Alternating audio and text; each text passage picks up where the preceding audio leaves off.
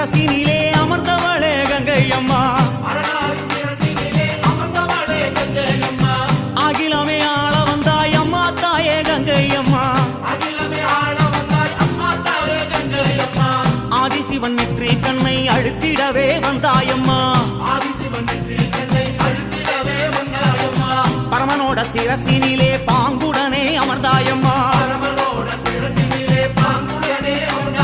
கங்கையம்மா தேவி நீ கண்ண தோர தாயி